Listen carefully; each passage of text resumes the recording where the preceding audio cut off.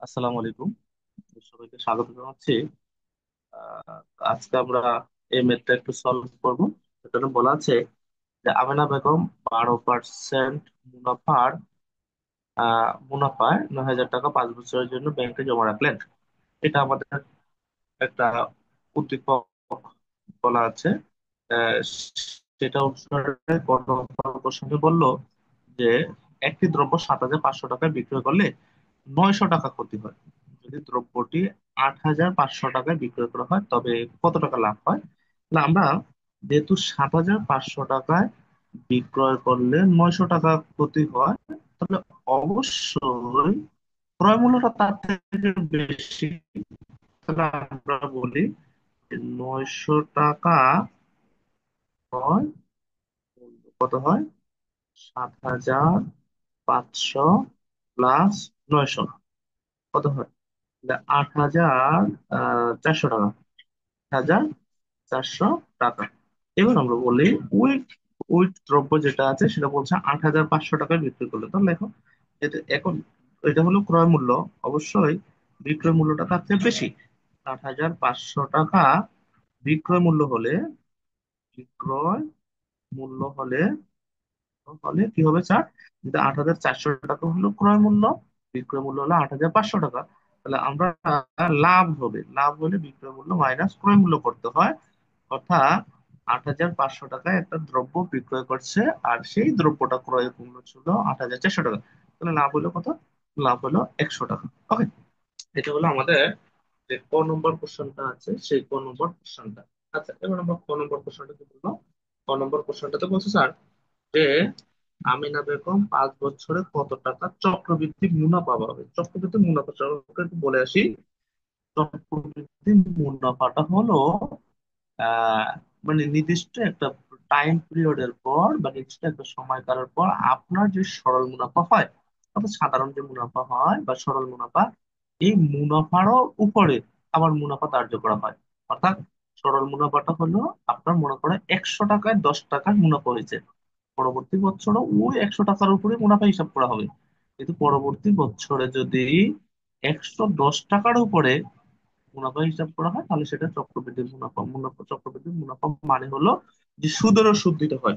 ওকে, আমরা মুনাফারও মুনাফা দিতে হয়, এরকম যে চক্রবৃদ্ধি মুনাফা আছে সেই চক্রবৃদ্ধি মুনাফার জন্য আমরা নির্ণয় করব। আমরা একটু লিখি। চক্রবৃদ্ধি মুনাফার জন্য আহ এখানে যে সময়কালটা বলা আছে, সেই সময়কালটার কথা একটু বলি। আমার যে মূলধন কথা বলা আছে, সেই মূলধন অর্থাৎ আমেনা বেগম কয় টাকা ব্যাংকে রেখেছিল? আমেনা বেগম ব্যাংকে রেখেছিল হলো পি ইকুয়াল টু 9,000 টাকা।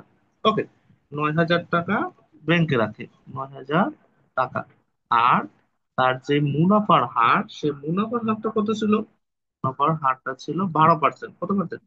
12%। 12%টা আমরা কি লিখতে পারি না স্যার? পার্সেন্টেজের মানে হলো 1/100। তার মানে এই 12/100 এত পার্সেন্ট ছিল মুনাফার হার। ওকে, কয় বছরের জন্য স্যার রাখা হয়েছে?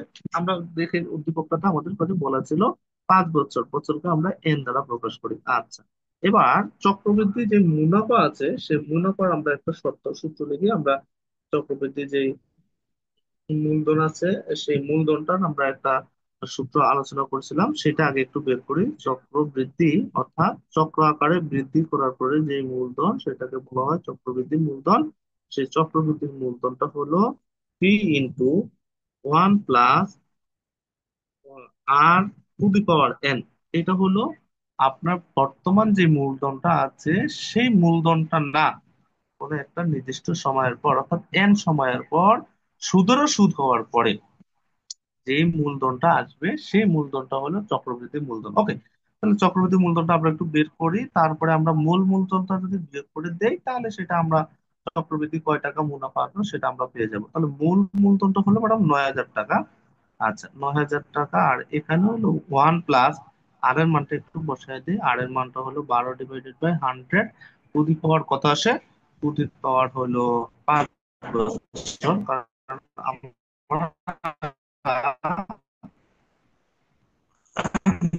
বলছে যে 5 বছরের মধ্যে মুনাফা হলো 100 কে 100 plus 12 two the power five. কত বলা যায়? 9,000, এখানে 112 ডিভাইডেড বাই 100 টু দি পাওয়ার 5। এটা একটু ক্যালকুলেটিং করেন, এটা একটু ক্যালকুলেটিং করলে কত আসবে? এটা একটু ক্যালকুলেটিং করলে কত আসে? আমরা একটু হিসাব করি। তা একটু ক্যালকুলেটিং করলে আসে হলো 1586.01 টাকা। এই টাকাটা যেটা আছে, সেই টাকাটা কিন্তু আপনার এখানে সুদ আছে, তবে সেই সুদটা চক্রবৃদ্ধি সুদ। এরপরে এখানে মুনাফাও আছে। আবার মানে চক্রবৃদ্ধি যে মুনাফা বা সুদ সেটা আছে, আবার এখানে মূলধনও আছে, অর্থাৎ দুইটা আছে। আমরা এই মুনাফা মূলধন থেকে, অর্থাৎ চক্রবৃদ্ধি যে মুনাফা, চক্রবৃদ্ধি যে মুনাফা মূলধন আছে, মূলধন, এখান থেকে যদি আপনি মূলধনটা বিয়োগ করে দেন, মূলধনটা বিয়োগ করে দেন, তাহলে আপনার শুধুমাত্র যে মুনাফাটা আছে সেটা পেয়ে যাবেন। তাহলে আমরা একটু লিখি 1586, 1.08। আপনার মূলধন কত ছিল? আপনার মূলধন ছিল হলো 9,000 টাকা। তাহলে আপনি 9,000 টাকা বিয়োগ করে দিলে কত আসে স্যার? 9,000 টাকা বিয়োগ করে দিলে হলো 6,861.01 যে টাকা আছে, সেই টাকাটা হলো আপনার চক্রবৃদ্ধি মূলধন। তাহলে আপনি এখানে চক্রবৃদ্ধি মুনাফা আপনি এখানে বলে দেন, চক্রবৃদ্ধি মুনাফা, মুনাফা, অর্থাৎ চক্রবৃদ্ধি মুনাফাটা আপনার এটি। আর এটি আপনার কাছে জানতে চাইছে যে আমিনা বেগম যে ব্যাংকে জমা রাখছে, সেই ব্যাংকে জমা রাখার পরে যে চক্রবৃদ্ধি মুনাফা আসছে, সেই চক্রবৃদ্ধি মুনাফাটার মান কত। ওকে, তারপরে আমরা পরের কোশ্চেনটা একটু দেখি। পরের কোশ্চেনটা আপনাদের কাছে জানতে চাইছে যে একই হার সরল মুনাফায় কত বছরে উক্ত আসল মুনাফা আসলে 1.5 গুণ হবে। অর্থাৎ আপনার যে টাকা আছে, কয় টাকা রাখছেন? আপনি 9,000 টাকা রাখছেন। এই 9,000 টাকার 1.5 গুণ হবে কি? মুনাফা আসলের সমান হবে। কোন মুনাফা আসল? চক্রবৃদ্ধি মুনাফা আসল না, এখানে হলো সরল মুনাফা আসল। তাহলে আগে আমরা একটু হিসাব করে নিই যে আপনার এই 9,000 টাকা যেটা আছে, সেই 9,000 টাকার মূলধন যেটা আছে, সেটার সাথে সরল মুনাফা যোগ করলে যেটা হবে সেটা হলো মুনাফা আসল, সরি, মুনাফা আসল। তাহলে আমরা বলে নেই, এটা হলো গ নম্বর। গ নম্বরে আমরা জানি মূলধন যেটা আছে বা আসল যেটা আছে, মূলধন বা আসল, এই মূলধন বা আসল আছে হলো 9,000 টাকা আপনার। ওকে, এই 9,000 টাকাটা, আর আমরা এটাকে পি দ্বারা প্রকাশ করি, পি ইকুয়াল টু 9,000 টাকা। আর আমরা বলে দিলাম যে আসল বা মুনাফা, সরল মুনাফা আমরা কি বলে দিলাম? সরল মুনাফা। মুনাফার আমরা একটা সূত্র আলোচনা করেছিলাম, সেই সরল মুনাফার সূত্র হলো I equal to P R N. Okay, সেটাই এই দুইটা যখন যোগ করবেন, অর্থাৎ আপনি মুনাফা আসল যখন বের করবেন, মুনাফা আসল, মুনাফা আসল কত হলো? আসল মুনাফা আসল কত হলো? ওইটাকে আমরা ধরলাম হলো পি, আর এটাকে ধরলাম হলো আর আই। তাহলে পি প্লাস আই যেটা আছে সেটাই মুনাফা আসল। এই মুনাফা আসলটা এটা। এখন আপনাকে একটা শর্ত বলছে, এই শর্তটা হলো এই মুনাফা আসল যা হবে, তার একটু মনে রাখেন, মুনাফা আসল যা হবে সেটা আগের যে মুনাফা আছে সেই মুনাফার 1.5 গুণ হবে। তাহলে আগের মুনাফা কত আছে সেটা আমরা একটু করে আসি। আগের আসল কত আছে? আসল আছে হলো 9,000 টাকা। তো 1.5 গুণ মানে কত? 1.5 গুণ মানে হলো 1.5 ইন্টু 9,000 টাকা। আপনাকে এইটাই বলছে, অর্থাৎ মুনাফা আর আসলে যোগ করলে যেই টাকাটা হবে, সেই টাকাটার আগের যে আসল আছে সে আসলের 1.5 গুণ হবে। তাহলে আমরা সেই ম্যাথটা একটু করি। এটা জাস্ট আমরা মান বসাই দিব। আমরা কি লিখতে পারি না, পি প্লাস আই এর পরিবর্তে এই সূত্রটা লিখি, P R N equal to 1.5 into 9,000 টাকা। ওকে, আমরা এখান থেকে যদি একটা পি কমন নিই, তাহলে আমরা লিখতে পারি 1 plus R N equal to 1.5 into 9,000 টাকা। আমরা 1.5 ইন্টু 9,000 টাকা করে ফেললেও হয়। এখানে আমরা মান বসায় দিব। 9,000 যেটা আছে, 9,000, আর এখানে লিখলাম 1 প্লাস আর এর মান কত বলছিল স্যার? আর এর মান বলছিল 12%। ওকে, 12%, তাহলে 12 ডিভাইডেড বাই 100। আর এন এর মান কত বলছিল? এন এর মান আমরা জানি না, যে আমাদের কাছে ওটা জানতে চাইছে যে কত বছরে এই ঘটনাটা ঘটবে। কোন ঘটনা? যে সুদে আর আসলে, অর্থাৎ মুনাফা আর আসলে যোগ করলে যেটা হবে, মুনাফা আসলটা পূর্বের যে আসল ছিল সে আসলে 1.5 গুণ। কত বছর পর? আমরা মনে করে নিলাম n বছর পর।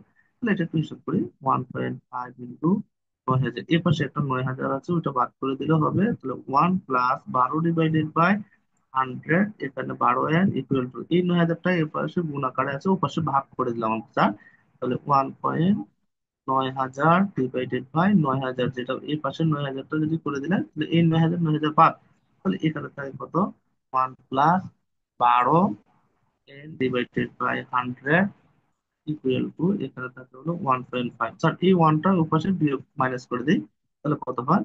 এখানে থাকে হলো 12n/100 ইকুয়াল টু 1.5 - 1, বা এখানে আমরা লিখতে পারি 12n, এখানে /100, আর এখানে 1.5 থেকে যদি 1 বিয়োগ করি তাহলে 0.5 থাকে। আচ্ছা, 0.5 থাকলে আমরা এই পাশে করে দেই। কত হয়? 12n টা আমরা 12n টা রেখে দিলাম, আর 100টা এই পাশে গুণ করে দিলাম, তাহলে 0.5 ইন্টু 100, 0.5 ইন্টু 100। বা আমরা এটুকু করে দেই, এই যে n ইকুয়াল টু কত হয়? n ইকুয়াল টু হয় 0.5 দিয়ে 100 গুণ করলে কত আসে? 50। 50 / আমরা যদি এটা 12 দিয়ে ভাগ করি তাহলে কত আসে? 3 × 12 = 34, 4 × 12 = 48, কত আসে? n equal to 4.5। যদি ইয়ে দিয়ে কাটবো আমরা, 50কে যদি কত দিয়ে কাটবো আমরা? 50কে কাটবো হলো 50 / 12, 50/12, 4.16, 4.16 বছর। এইটা হলো আমার, যে কত বছর বয়সে আমার মুনাফা যেটা ছিল, সেই মুনাফাটার 1.5 গুণ, সরি আসলটা যেটা ছিল, সেই আসলটার 1.5 গুণ এখানে মুনাফা আসলে সমান হবে কত পার্সেন্ট সুদে? 12% সুদে। কত বছরে? 4.16 বছরে। এটা হলো আনসার। ওকে, আল্লাহ হাফেজ।